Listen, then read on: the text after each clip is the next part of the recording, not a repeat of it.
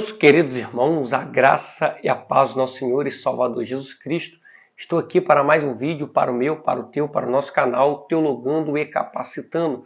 No vídeo de hoje eu quero fazer o review deste comentário do Evangelho segundo escreveu João, de Raymond Brouwer. Um comentário fantástico que eu quero fazer o review e lhe apresentar. Só que antes de entrar no conteúdo do vídeo, eu quero lhe fazer o convite, você que ainda não é inscrito no nosso canal, se inscreva.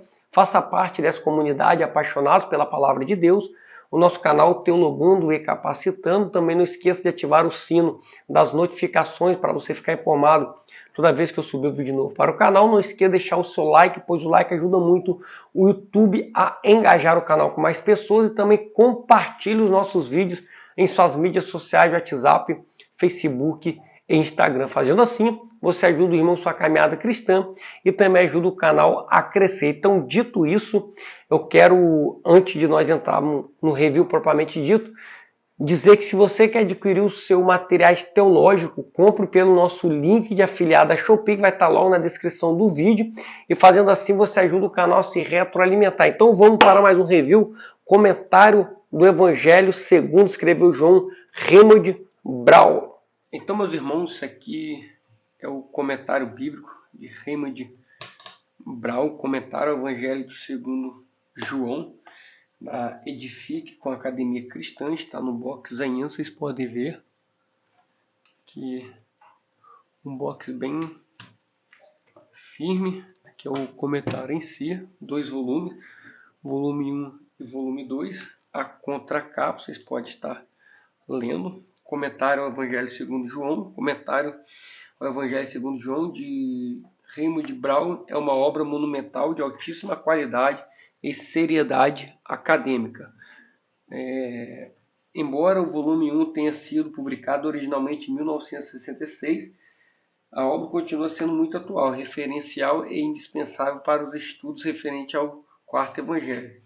Poucos textos no mundo têm sido usados com tão ampla difusão e tradução para vários idiomas como este.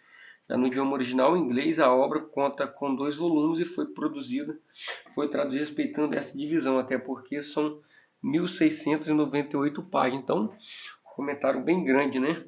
No que tange ao autor, não há dúvida de que Raymond Brouwer é um dos maiores e proeminentes biblistas do Novo Testamento do século passado. Ele conta com uma vastíssima produção na área do corpus joanino e do inteiro Novo Testamento, com várias obras traduzidas para o português e publicadas no Brasil. Então, vamos tirar aqui do box. Um boxzinho bem firme. Podemos ver aqui, ó. Bem firme, um boxzinho. Então, aqui o Evangelho segundo João, volume 1 e 2. Um ótimo comentário bíblico. Capa dura. É um comentário que eu peguei na promoção por R$96, se eu não estou enganado. Volume 1, volume 2. Aqui nós temos a contracapa, tanto do volume 1 quanto do volume 2. Pode estar dando pausa aí para estar lendo a respeito da contracapa. O volume 1 ele tem 893 páginas, o volume 2, no caso tudo, está dando 1.698 páginas, como foi falado na contracapa. Então, vamos deixar o volume de lado, vamos ver o conteúdo do volume 1. Então, aqui nós temos uma folha de proteção, uma folha de rosto, o conselho editorial, comentário ao Evangelho segundo João, volume 1, capítulo ao 12, introdução, tradução e notas, tradutor Walter Graciano Martins, impressão 2024, Academia Cristã com Edifique. Ele tinha, da Academia Cristã, não sei que é com a Paulo, se eu estou enganado, mas está muito caro, quase R$400. Ele saindo da promoção vai voltar para o seu preço normal, mas está muito em conta. Você corria para pegar esse comentário. Aqui nós temos a ficha catalográfica, o sumário, nós vamos ver aqui, ó, o atual estado dos estudos joaninos, unidade e composição do quarto evangelho. Ó, o tópico 1, 2, tópico 3, aqui, ó, a tradição por detrás do quarto evangelho. Tópico 4, influências propostas sobre o pensamento religioso do quarto evangelho. Tópico 5, destinatários e propósito do quarto evangélico. Tópico 6, data da redação final do evangelho. Aqui vai entrar aqui identidade do autor, local, posição. Ó, aí já é no prólogo, aí ele vai trabalhar assim como o livro dos sinais, tá bom? Que o Evangelho de João é dividido entre livro dos sinais e livro da glória. É bom você ter isso em mente, ó. Primeira parte aqui, ó. Os dias iniciais da revelação de Jesus. A segunda parte aqui de Caná a Caná. Terceira parte, Jesus e as principais festas dos judeus. Muito interessante, né? Quarta parte, Jesus segue rumo à hora da morte e glória. Conclusão, avaliação e balanço do mistério de Jesus. Então, você pode ver que é um sumário bem completo, tá bom? Bem completo, muito conteúdo, um comentário exegético. Prefácio edição brasileira. Prefácio edição brasileira, ó, o tamanho do prefácio. Principais abreviaturas. Ó, comentário muito profundo. Introdução. O atual estado dos estudos joaninos. Ó, a bibliografia. Unidade de composição 4 Evangelho. Falar do problema. Soluções possíveis. Então, isso aqui é para quem quer se aprofundar mesmo na teologia joanina. Você quer aprender sobre o Evangelho de João. Esse aqui é um ótimo comentário bem, ó, teorias de fontes múltiplas e assim sucessivamente. Então, vou passar aqui essa parte da introdução. Ó, você vê que não é pouco a bibliografia. Tradição por detrás do quarto evangelho, valor da informação encontro somente em João. Então, vocês podem ver, ó, a questão dependendo do evangelho sinótico, uma letra média, podemos dizer para grande, uma folha amarelada com as margenzinhas lateral. Se gosta de fazer anotação, muito interessante. O valor de João na reconstrução do ministério de Jesus. Meus irmãos, se você quer se aprofundar, é esse comentário bíblico aqui, ó. Influências propostas sobre o pensamento religioso do quarto evangelho, gnosticismo, ó. Olha a influência. João é o gnosticismo pré-cristão reconstruído. Tá vendo? Pensamento helenista. João é a filosofia grega. João e a hermética. Então, isso tudo aprende a entender um pano de fundo histórico, né? Judaísmo palestino, João o Antigo Testamento. João, o judaísmo rabínico, João e o rolo de Qumran. Muito interessante, é muito conteúdo, bibliografia. Destinatário e propósito do quarto evangelho. A apologética contra os adeptos de João Batista. Controvérsia com os judeus. Muito comentário. Apelos aos judeus cristãos na sinagoga da diáspora. Controvérsia contra hereges cristãos.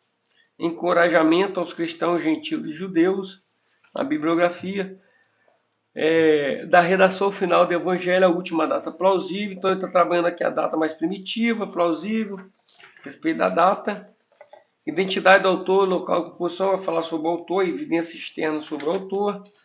Então, muito conteúdo até chegar no comentário propriamente dito. Estou adiantando aqui, porque são 2 volumes, senão o vídeo vai ficar muito extenso.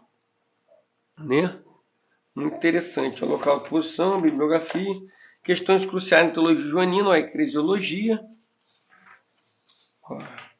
Muito interessante, tá? O sacramentalismo. Escatologia, o ponto de vista vertical e horizontal da ação salvífica de Deus. Escatologia realizada, escatologia final. Muito conteúdo, meus irmãos. Muito conteúdo mesmo. Os motivos sapienciais, nós já estamos na página 140. Ainda só estamos nas questões introdutórias. O idioma, texto e formato literário do Evangelho, algumas considerações sobre o estilo. Texto grego do Evangelho, formato poético dos discursos do Evangelho. Quero entrar no comentário propriamente dito. Aqui o esboço do Evangelho, esboço geral do Evangelho. Ó. Interessante, né? O esboço geral do livro dos sinais, divisão do livro. São 7 sinais. Né? Muito interessante, ó. Muito bom mesmo. A bibliografia selecionada geral, prólogo, capítulo 1, verso 1 a 18. Ó. Interessante que ele trabalha aqui, ó. Por estrofe, a primeira estrofe, texto bíblico, segunda estrofe, terceira estrofe, quarta estrofe, o texto bíblico. Então, vai dizendo, no princípio era a palavra estava na presença de Deus, e a palavra era Deus. No princípio, ele estava presente com Deus. Então, aqui as notas agora, ó. No princípio, na Bíblia hebraica, o primeiro livro Gênesis é denominado por suas palavras iniciais, no princípio. Portanto, o paralelo entre o prólogo e Gênesis seria facilmente visto. O paralelo vai dizer, continua nos versículos seguintes, onde os temas da criação e da luz e as trevas são uma lembrança do Gênesis. A tradução que João faz da frase de abertura de Gênesis 1, que é a mesma da Septuaginta, reflete uma compreensão daquele versículo, evidentemente muito difundido nos tempos neotestamentários. Então pode ver que ele está trabalhando palavra por palavra, querido. Ó. Princípio era a palavra na presença de Deus. Quando aprende Deus aqui, no verso 2, tentamos uma tradução que captura a ambiguidade do grego prostonteon. Duas traduções básicas têm sido propostas. A com Deus, em companhia, BDF, isso aqui, 209, ressalta que, embora pros com o acusativo geralmente se aplica ao movimento, algumas vezes é usado no sentido de em companhia, segundo ele, debilitação geral no grego helenista, a distinção entre preposições de movimento e de localização, por exemplo, entre eis e em. Então você vê que é bem exegético.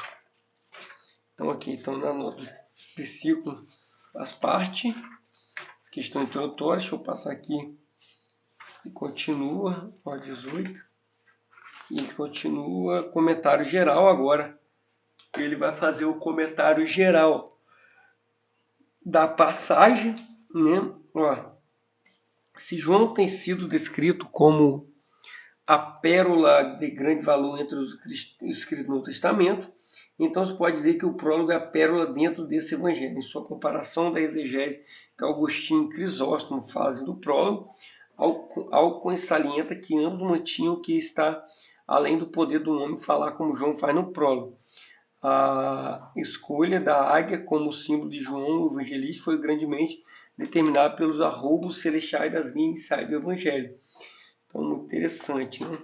Aqui é um comentário geral, informação do prólogo. Muito interessante. Ó, os quadrinhos, e este hino tem se anexado a 2 pares de edições. Comentário detalhado, ó, aqui agora define um comentário geral, um resumo, agora comentário detalhado. Primeiro estou a palavra com Deus, verso 1, 2. Vai dizer, ó, se é incomum abrir o evangelho com um hino, o louvor das palavras, não é abertura adequada ao relato escrito do querigma apostólico. Verso 24. Em capítulo 15, verso 3, Jesus caracteriza sua mensagem como uma palavra. O prólogo mostra que o próprio mensageiro era a palavra. Podemos ter uma indicação de tal contraste no próprio Evangelho. Capítulo 10, verso 33 a 36, onde parece haver um contraste entre a palavra de Deus, que é dirigida aos homens, e os faz Deus, e o Filho de Deus, que é enviado ao mundo e é chamado Deus. A palavra era Deus. Visto que as primeiras palavras do prólogo abriram também ao Gênesis, elas são peculiarmente adequadas para abrir o relato do que Deus disse e fez na nova dispensação. Então, ó, interessante, né? Ó, a palavra criação, segunda estrofe, parênteses, o testemunho de João Batista da luz, como parênteses, terceira estrofe, a palavra no mundo, versículo 10 a 12, ó, versículo 12c ao 13, versículo 14. Então ele trabalha de maneira bem exegética. Bibliografia. Entrou no livro dos sinais, primeira parte, o dia inicial da revelação de Jesus, que tirou o prólogo, vai entrar no capítulo 2 em diante, o testemunho de João Batista e sua função. Então são muito conteúdo, meus irmãos. O Cordeiro como Cordeiro Pascual, muito bom aqui, ó. Muitos dos padres ocidentais favoreceram essa interpretação, enquanto os padres orientais eloquentes orientais favoreceram o céu sofredor, e tem encontrado em Barrett um eloquente defensor. Há vários argumentos como suporte ao Cordeiro Pascual, um Cordeiro real, enquanto a interpretação do céu sofredor, o Cordeiro é apenas um elemento isolado e incidental na descrição da morte do servo. O simbolismo da Páscoa é frequente no quarto evangelho, especialmente em relação à morte de Jesus.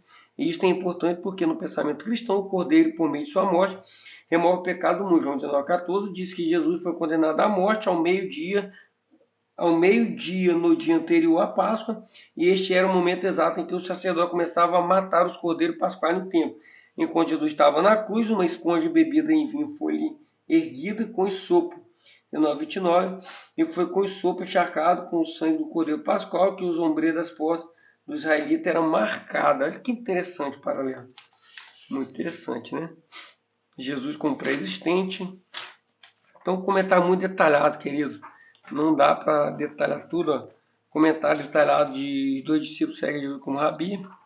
Então, não dá para nós relatar tudo aqui. Ó. Jesus na festa de Tabernáculo, capítulo 8, cena 3. Discurso misto, notas. Então, é muito conteúdo, tá bom? Quem dera se desse para fazer um review bem completinho mesmo. Não vai gastar mais 2 horas, mas eu creio que está ajudando. Aqui acabou o comentário, vamos passar para o volume 2. Índice dos principais autores citados. Ó, já é índice de citações bíblicas. Então acabou o primeiro volume, com um comentário bem exegético, né? De Remy de Brau. Agora nós vamos para o volume de número 2. Ver aqui também dá uma passada, que o vídeo está bem longo. Mesma coisa se segue, ó, folha de proteção, comentário 2 João, ficha catalográfica. Agora o sumário vai falar que é a primeira parte, a última ceia.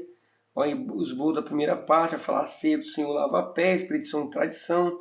O último discurso, ó, muito interessante, né? Segunda parte que é a narrativa da paixão. Isso aqui já é o livro da glória, né? Ó, narrativa da paixão, observações gerais, narrativa da paixão, primeira sessão. Muito interessante. Terceira parte, ressurreição de Jesus. Observações gerais, Jesus, a ressurreição de Jesus, primeira cena. Ressurreição de Jesus, segunda cena. Vamos ter aqui um epílogo, um apêndice, um índice. Muito interessante. Então, vamos abrir aqui, mesma coisa. Vamos direto para o comentário, o esboço. A ceia lava os pés. Deixa eu ver aqui. Aqui nós entramos aqui. A ceia lava os pés, capítulo 3, 1 ao 20. O textinho bíblico. As notas. Segue um padrão muito bom de estudo, né? Comentário geral da última ceia. Ó, segundo o sinótico, Marcos 14, 12, Jesus comeu uma refeição pascual com seus discípulos na noite anterior à sua morte. E tem mostrado, Jeremias tem mostrado isso detalhadamente. A legislação veterotestamentária, em Levítico 23, 5, prescreveu o comer da ceia pascual na noite que terminava em 14 de Nissan e começava em 15 de Nissan. No calendário lunar, o início de um novo dia era computado a partir do pôr do sol. Assim, para os evangelhos sinóticos, a noite em que a última ceia foi consumida, juntamente com a próxima manhã e a tarde em que Jesus foi crucificado, constituía 15 de Nissan, a festa da Páscoa. Quanto ao dia da semana, Marcos 15, 42 especifica que a tarde da crucificação precedeu o sábado. Então, o 15 de Nissan transcorria do acaso de quinta-feira ao caso de sexta-feira. Então, muito interessante. É um comentário que dispensa comentário. Comentário detalhado. Então, muito bom, tá bom, meus irmãos? Vocês podem pausar para ver o último discurso, segunda sessão, terceira subdivisão. São muitas coisas, nota. Muita coisa mesmo. O esboço, segunda parte, paixão, narrativa da paixão, relato primitivo, adições marcanas. Então, muito interessante. A narrativa da paixão, primeira sessão. Então, meus amados irmãos, basicamente é isso, né?